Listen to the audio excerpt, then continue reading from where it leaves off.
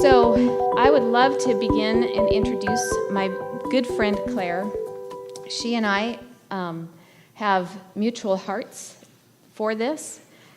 She is a mother of 6 children. She works tirelessly in learning about advocacy, and she stands with those who are suffering as well.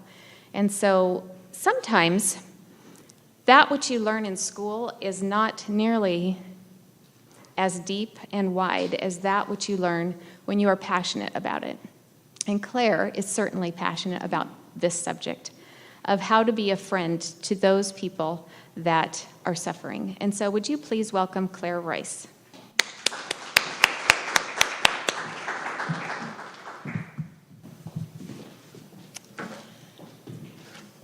Hello, everyone. Thanks for being here. Appreciate that.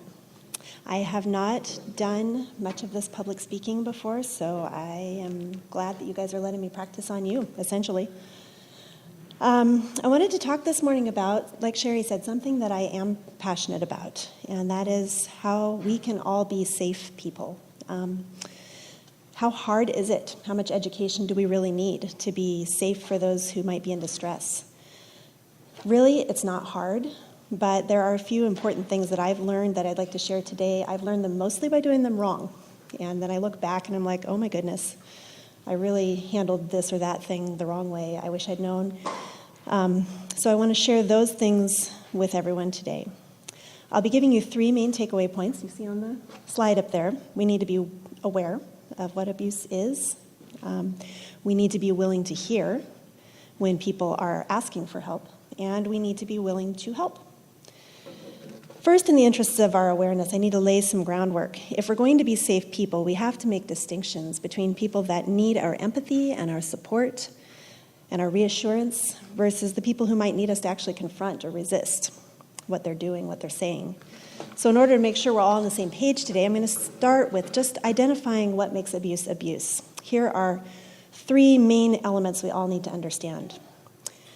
You should have passed some handouts on the table out there. If you didn't, it might be good for you to go grab a couple of things. The sheet with the circular wheel showing the power and control behaviors, and the safety plan, 2 sheets. If you have the power and control wheel right now, you can look at it and see various categories of abusive behaviors listed on it. A lot of people think of abuse as something that's always extreme or violent. Abuse sounds pretty extreme when you say the word. But this diagram highlights for us that different kinds of behaviors can be violent or they can be quite subtle and still be abusive.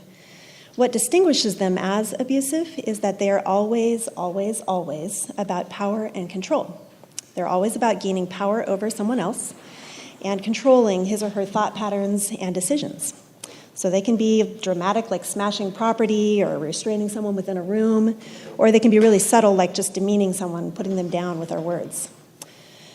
That leads to my second point, which should come as a relief to everyone, since we're probably all realizing that we all engage in abusive behaviors now and then. I know I do.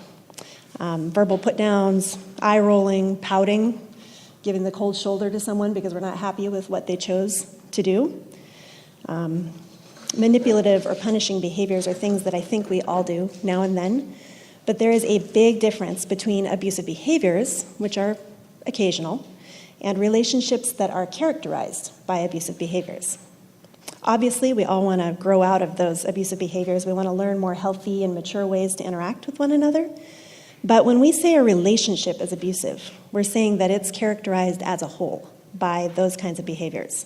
We're saying that one person is doing a pattern of behavior that's actually designed to systematically get privileges at the expense of the other person in that relationship, and that they don't care, basically. They can see the cost, they don't care. You're going to find that somebody who's actually stuck in a genuinely abusive relationship has suffered a significant loss of both voice and power. The next thing that you need to understand about abuse is that it happens here. It happens to people you know. It happens to people you love.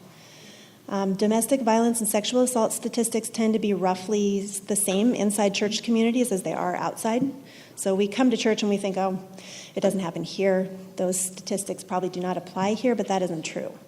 So this slide right here is the numbers that we have on sexual assault, domestic violence statistics, those are being applied to an average church of 500 attendance. This isn't a particular church. It's just, all right, if your church is 500 attendance, this is how it looks. You would expect to find roughly 40 marriages characterized by abusive behaviors, and some of those violent. You'd expect to find about 20 women who are experiencing marital rape on a regular basis. Nearly 40 of the men, nearly 70 of the women were probably abused as children. 55 women and 7 men have experienced rape, although that number will be higher if you are near a military base. 16 girls and 10 boys within the church will experience sexual abuse as children, and 1 or 2 of those may be at the hands of their own parents. Within the church, you could expect to find as many as 9 sexual abuse perpetrators. We're not necessarily talking about child molesters there, but just perpetrators of all stripes. It may be even older adolescent children who are perpetrating on younger children, but you could expect to find 9-ish. All of this lumped together means that in an average congregation, abuse has dramatically affected the lives of over 40% of the people. That's nearly half. So in any given group of people, you can look around the room and just estimate what's there, which means we need to come to terms with the fact that abuse is not really out there. It's here. It's with the people that we love, the people that we know, and it's really important to have our eyes open to that. So what I've just covered is awareness. In addition to awareness, being aware that it exists, it's happening here, to people we know, what other kinds of tools do we need to have in order to respond in a way that lets people know we understand and we're interested and we're willing to help? I'm going to talk in this section about the effects of trauma and betrayal on a person, about the red flags that we can watch for in their behavior and in their conversation, and about both helpful and unhelpful responses that we're given to. A lot of times it's unhelpful just by default, so I'm going to talk about how we can be helpful in our responses. First of all, I don't know any nice way to say this, but we have to be just a little bit nosy, a little bit curious. We have to be willing to be a little bit curious and not so afraid of being intrusive with people. Because people who are suffering in an abusive relationship are dealing with all sorts of stressors and confusions in their own minds and in reality. They are stuck in a place where a relationship that was supposed to bring them benefits is actually tearing them apart. And that is something that they can't really fully process until they're out, at least temporarily, to a place of safety. Because of how trauma overwhelms our normal defenses and of how betrayal messes with our minds, people who have suffered trauma and or betrayal over the long term may be so psychologically and emotionally beaten down that they are not even sure if what they're suffering is a problem. Like, isn't this normal? Isn't this what everybody's doing or suffering in their home? Just a side note here, whenever I'm talking about domestic violence or intimate partner violence, I will often describe the victim as a woman, and that's because it is more common for domestic violence to be directed against women and by men, but that's by no means the only thing. It can go both directions. Men can be victims of domestic violence, not just sexual violence, as children. And of course, you probably know sexual abuse is suffered at roughly similar rates by boys and girls as children. So when I say woman or girl, feel free to apply that to men as well, men and boys. Back to my effects of trauma and betrayal, though, anyone who is in an abusive relationship is someone who entered into that relationship expecting good. They're expecting to be built up, they're expecting to have benefits as a result of that relationship.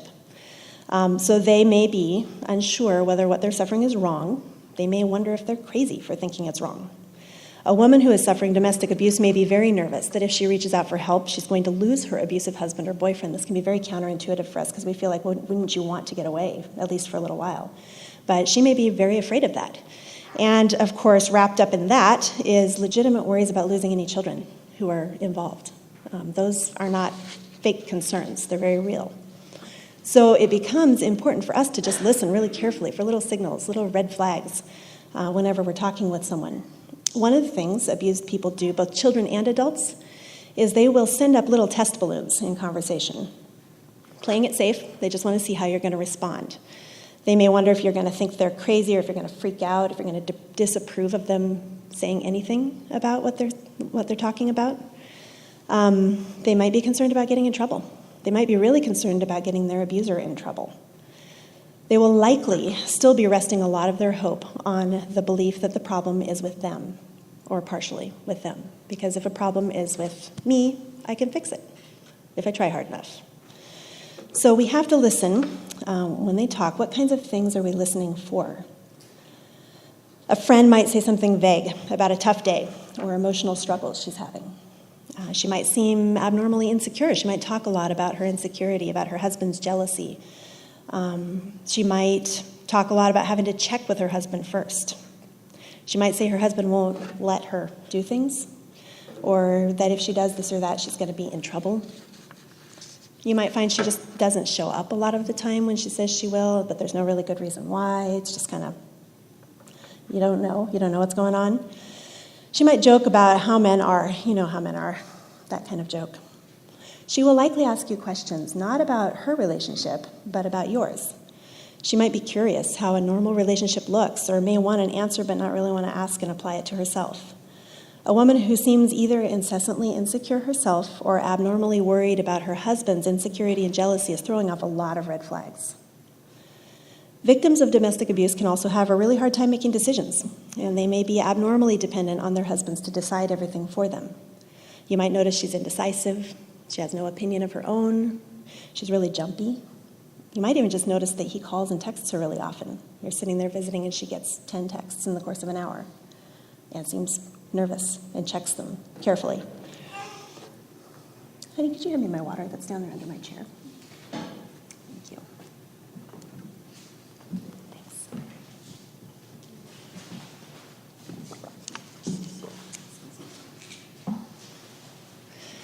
So we get all these little opportunities to react.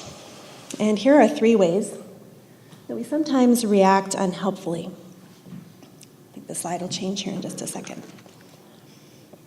I've done all of these unhelpful responses more than I care to think about. I think most often for me, I find that I'm tempted to just go with keep it light. Let's just pass off that response or pass off that thing that she just said as it seemed a little awkward, a little odd, but I'm gonna just pan right past it. So an acquaintance might say something about her husband being picky about how she dresses, and it sounds odd in context, just a little off, a little out of context. And my tendency is to want to go, oh yeah, my husband hates it when I wear this shirt or that shirt, and then move right on, because that's easy, right? That way we don't have to get into anything. But that shuts down conversation, because that test balloon, we acted like, well, it was completely normal. Yeah, this happens for me too. Another thing we can do, and this is usually where we're given a startling piece of information, something that doesn't sound right, and it's pretty dramatic, is we overreact. So a friend says something about how angry her boyfriend gets when she's late getting home, and we go, oh my gosh, that's horrible, I would never put up with that.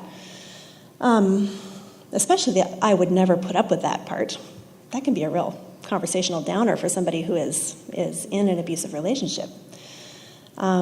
If we react with a lot of drama, that can be scary. It can be off-putting. It's going to feel to her like we're taking away her voice and we're substituting our voice. I'm telling her me in this situation. So we don't want to do that either. A third unhelpful response is seizing control. We hear something alarming and we start to map out a course of action. I've done this one too. Someone tells me something that happens, and I say, that's terrible, that's awful, you have to leave right now. You have to call the police right now. You have to do this. You have to do that. And the next thing I know, I've seized control. I've taken the driver's seat, which is really not what we want to do. We don't want to leave the person feeling disempowered, like we've grabbed that discussion away from them and we've now got control. Professional therapists always begin by establishing a safe feeling working relationship, and that is very important to do as friends and acquaintances as well. So what are some helpful responses that we can practice? We can ask gently supportive questions that show we are interested and we are non-judgmental. They would be just very simple things like, are you okay? You seem upset. Can I help you with anything? They could be something like, oh really? Tell me more about that. That's where we have to be willing to sound just a little bit nosy. We don't want to be just diving in and prying, but someone gives us something that's odd or it's a little bit out of context and it sounds like a lead into a conversation, ask. Tell me more about that. What does jealousy look like? What do you mean by that? What does a bad day look like for your husband, for you? Even we can make some statements. The way he treated you just made me feel pretty uncomfortable. How did you feel about that? That's always a good one. How did you feel about that?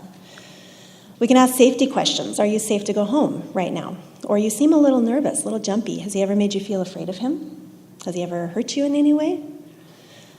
Another thing is we can extend offers of help, and it's important to let the person we're talking to know that those stand whether or not they're ready to take advantage of them right now.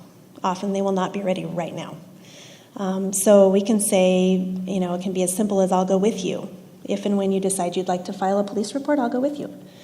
If you would like to talk to an advocate down at ATVP, I'll go along with you if that would make you feel better, just to have a friend along. To go to the courthouse, to visit the emergency shelter. I want to take a moment right here. I'm talking mostly about adults in abusive relationships, but just a note about children in need of help. It's going to look different when a child is suffering violence or abuse because a lot of their red flags are not conversational, they're behavioral. So you have to look for different things. But even little kids will sometimes throw out something to just see whether it's a safe person or a safe time. And I'd just like to encourage all of us to be listening to our little kids better than we usually do anyway. It's so easy to tune them out and just not be focused on what they're saying, but we should work on that anyway, right? And so much the more so if we think we're noticing something that's a little bit sketchy, a little bit unusual. So if a little child says something like, oh, so-and-so plays tickling games with me, or hide-and-seek games with me. I know this sounds paranoid, but as a mom, I hate hide-and-seek games. If we have a large group of neighborhood kids playing hide-and-seek, I will usually pull my kids from that or especially like sardines, I'm not comfortable with that unless I really know all the people involved and I know the spaces. So, little paranoid mom boost there for you. I don't feel bad about pulling those games and saying no, not unless we know the space or the people involved. Anyway, when a little kid says, okay, I play tickling games or I play hide and seek with so-and-so, just give them an opportunity. Say, yeah, okay, tell me more about that. What's that game like? Keep it light. It doesn't have to sound scary. But tell me about it. What's that look like? How do you play that with that person? Does this person make you feel safe? That's also a really good thing to ask, often. And if you are ever concerned that a child is suffering abuse, and I just mean concerned, I think Matt Breeze is going to talk a little bit more about this, but if you ever have a concern, in Idaho, every person is a mandatory reporter. It's not just healthcare providers. It's not just counselors or school teachers. It is in some states, but here everybody is a mandatory reporter. So report. I should probably mention, too, that, there's overlap. I'm focusing on adult abusive relationships, but there's a lot of overlap. People who will abuse adults are also typically not safe for children. So there is a connection. Bottom line, we don't need to be afraid to be interested. We can be interested in what people have to tell us.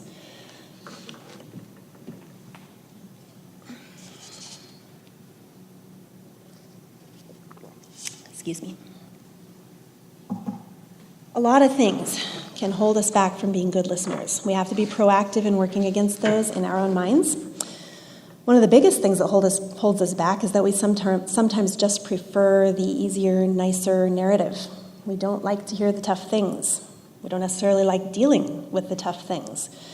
And I think as believers, as Christians, which I assume most of us are here, we feel like we're supposed to be optimistic about people.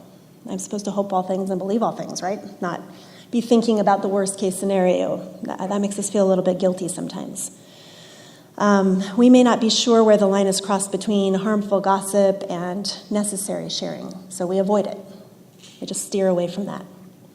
Worse, this is tough, but maybe the allegations are against someone, whether a person or even an organization may be implicated, that we love or we respect or we depend on. And we tend to steer away from that a little panicky. What if this place or this person that I'm invested in is going to be implicated by this allegation? I would rather not know that. So we tend to go with the easier narrative for all kinds of reasons. I'm sure it's not as bad as it sounded. His side of the story, that's a good one. We hear that a lot in church. His side of the story probably explains everything. Until I know the other side of the story, then, I can't really think one way or the other. Maybe she's exaggerating. I hate this one because in order to suggest that his side of the story explains everything and she's exaggerating, we have to say she's lying if somebody comes with an allegation of abuse. So we are actually making assumptions about people that are unkind in that way, even as we're trying not to make assumptions that are unkind about people, if that makes sense. When we do this, when we just go with the easier narrative, we shut off ourselves from hearing otherwise if someone really is in need of help. The bottom line is we need to be willing and interested to hear the truth, whatever it is. Radical commitment to the truth. So we've talked about being aware of what abuse entails. We have talked about being willing to hear the truth of people's experience.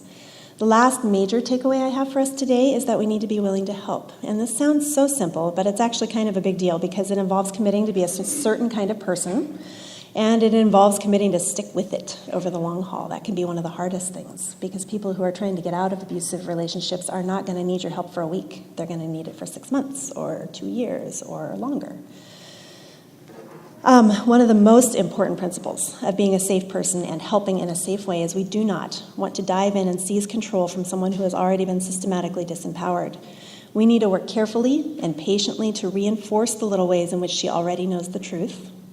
We need to honor the little ways in which she, sometimes it will be he, but I'll keep on saying she, honor the ways in which she has been defending herself and keeping a safe space for her children. Ultimately, our goal is to help her pick back up her voice and her ability to act. Our goal is to return the power that is rightfully hers. We have to recognize we are not front and center here. As safe people, we have to be ready to step into a supporting role. Offer safety.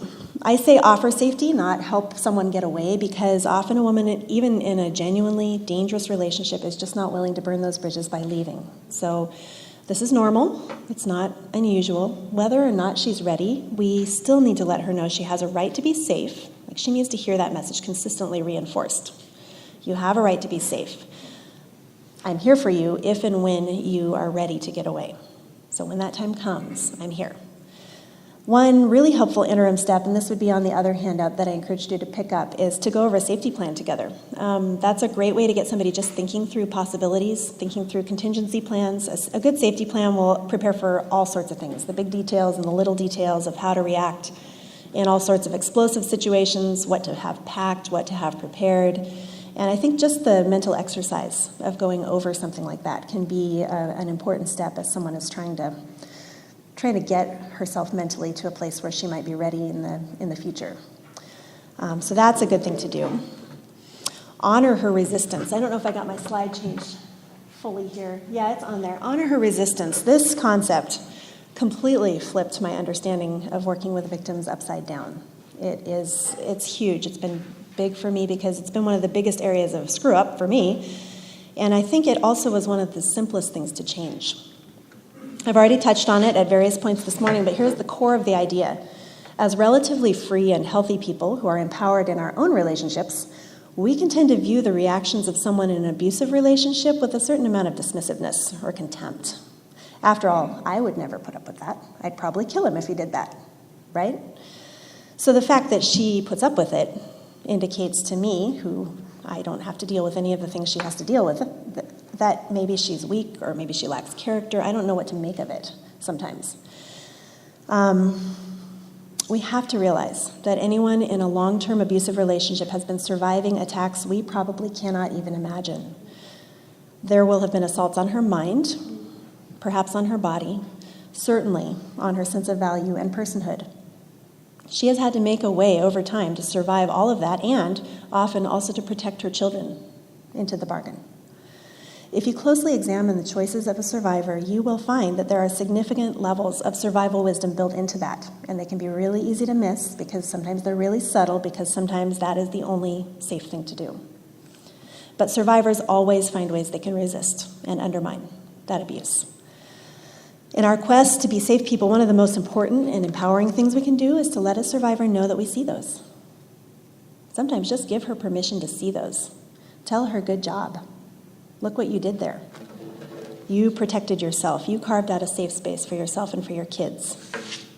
We can pay attention to these choices and we can give her quite a tremendous gift, which is permission to see those and honor those in her own life as well. Resources. We can offer to help find resources. That's another very concrete thing we can do. Whenever you're willing to help, in one sense, you're making a huge commitment. In another sense, you are really only committing to be part of a team. No one person can carry that whole load alone. You just can't. So it's important to be familiar with your local resources. And I've got a bunch of materials out there on the table. Here in Moscow, we have ATVP, Alternatives to Violence on the Palouse. They offer tons of help of all different kinds to victims of domestic violence, victims of sexual abuse, support for parents, support for survivors. There's groups, there's advocacy work. They'll go with you to court. There's tons of things that they do. And you can look, I think there's a brochure that kind of just lists all the things that they offer. In Spokane, another fairly local resource we have is ARMS, Abuse Recovery Ministry and Services. They run some programs for survivors down here in Moscow, so they're local to us as well. They have programs for women who've survived domestic abuse. They also have programs for men who are perpetrators. And that's, I think, one of the most impressive things that they offer is that retraining, rehabilitation for men who have been abusers.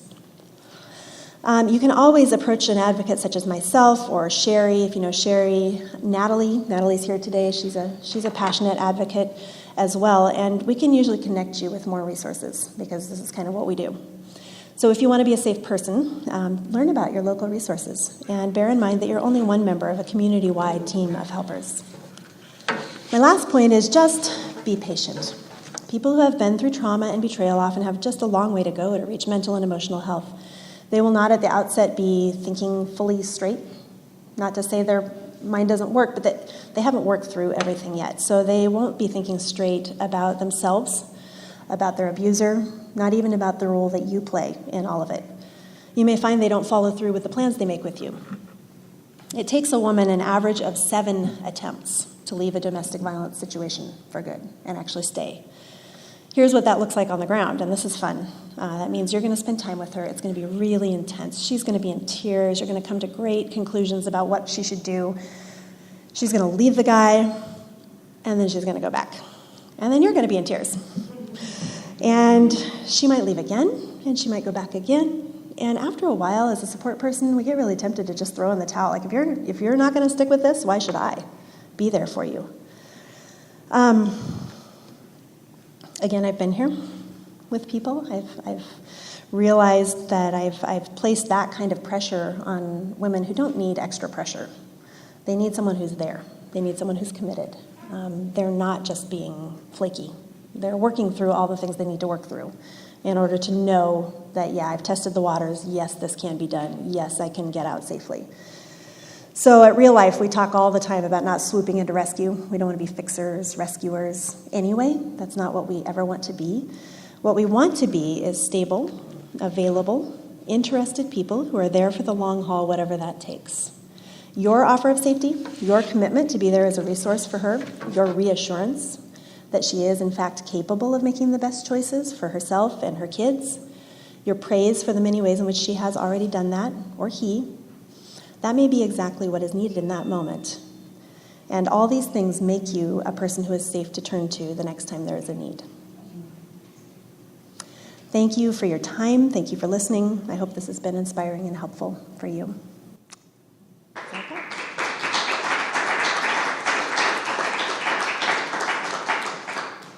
you, Claire. That was awesome. Do we have any questions? We do have some questions, and if you have any questions, you can text them to that number, and then I will give them to Claire. So our first question, I probably should do this for the camera. We are recording this to be a little bit online.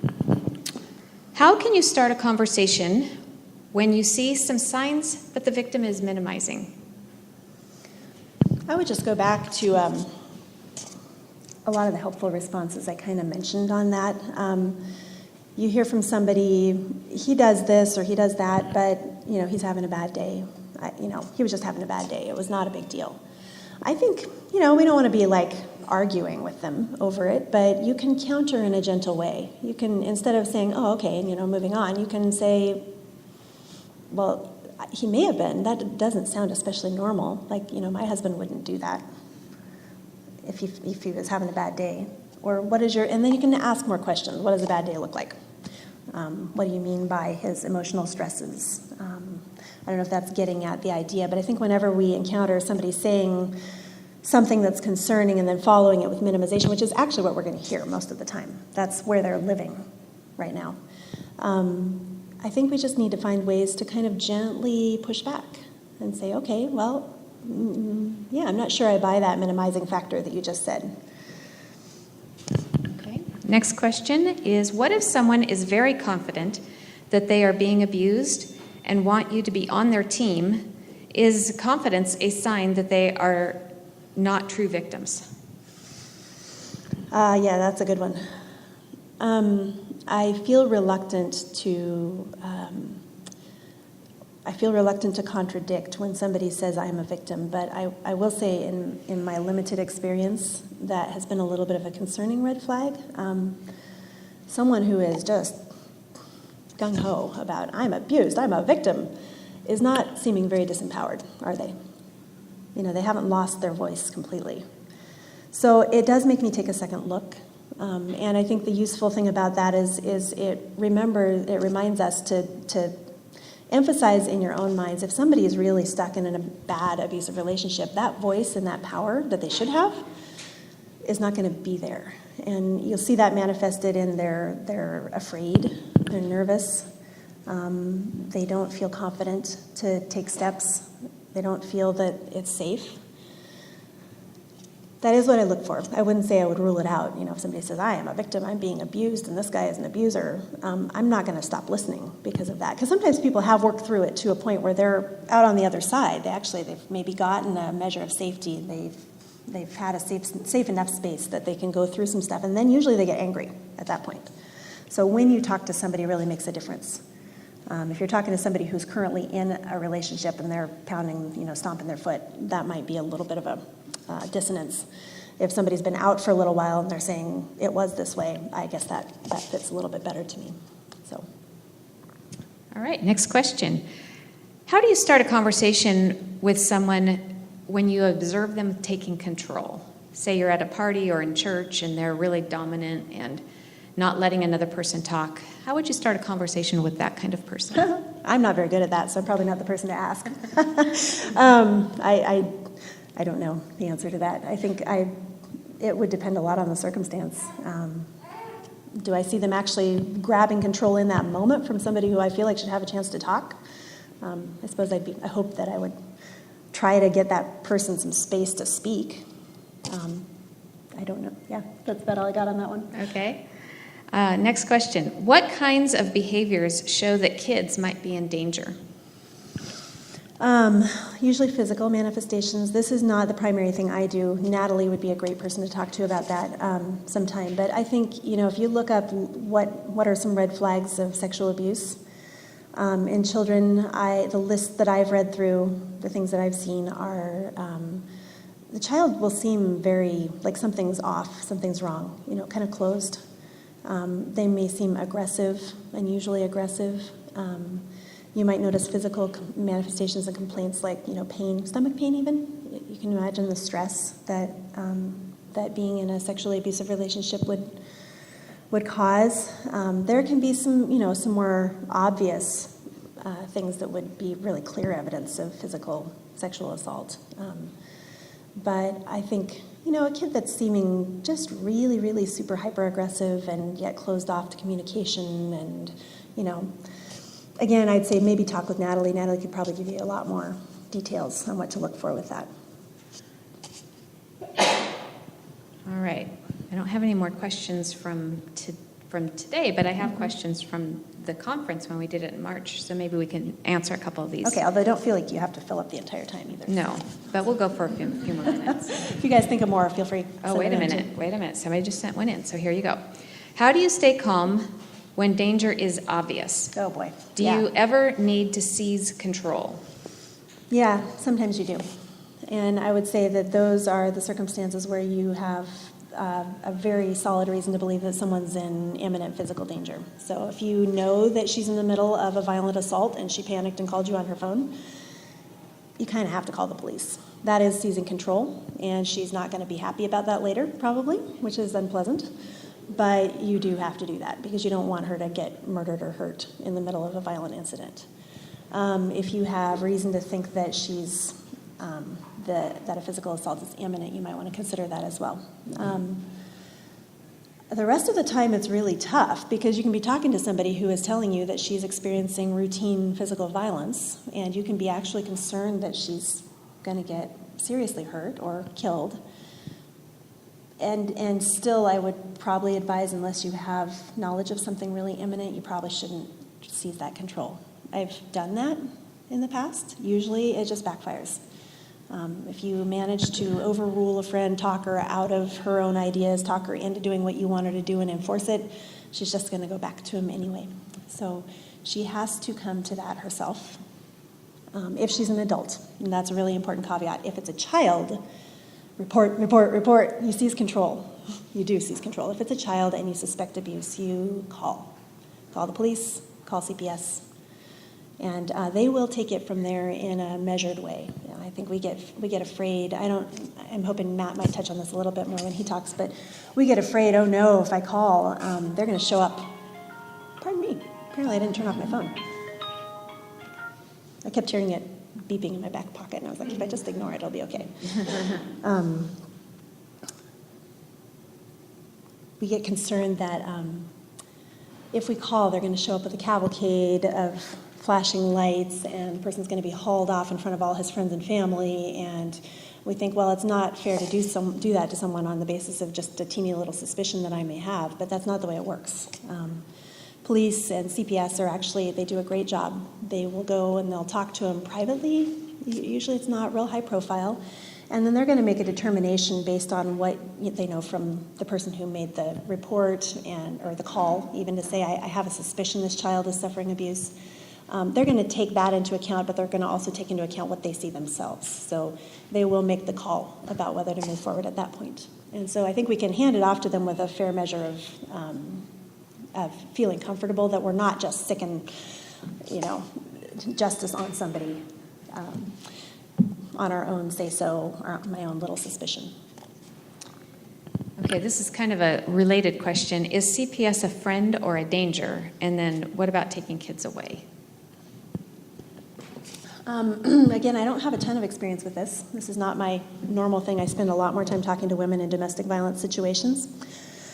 In my experience, CPS I have not seen, I grew up with a lot of fear, and I don't know if this is just common in the church communities maybe, to be afraid of law enforcement and afraid of social workers, and we feel like, oh no, they're going to dive in and take our kids at the slightest provocation, but that's not the way that I have seen it work. As a matter of fact, I've seen it work the other way more often, that I wish they could dive in and take those kids, but they can't because they don't have enough to go on.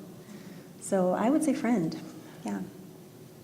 All right, I think we'll do one more question before we take a break. What if a person is already out of a situation, they're divorced, and people told them that they should have stayed, that they don't know anything about the situation, of course, but they should have stayed and they should have just dealt with it. How do you help a person in that situation? Call me, I'll go kill that person. I just think that's really, it's really unkind. When somebody does that, they don't know. We don't even sometimes know, as the helpers who are closest to the situations, what is she dealing with every day? Have you stood in those shoes? If not, then don't tell her she shouldn't have done this or she should have done that. It's the reciprocal of what I've been saying all morning, is we don't seize control. We don't tell them what they ought to have done. We trust, to an extent, that someone in a situation has got the intuition that they need to be able to make the best decisions for themselves. All right. Well, thank you, Claire. We're going to go ahead and take about a 10-minute break. You can coffee, bathroom.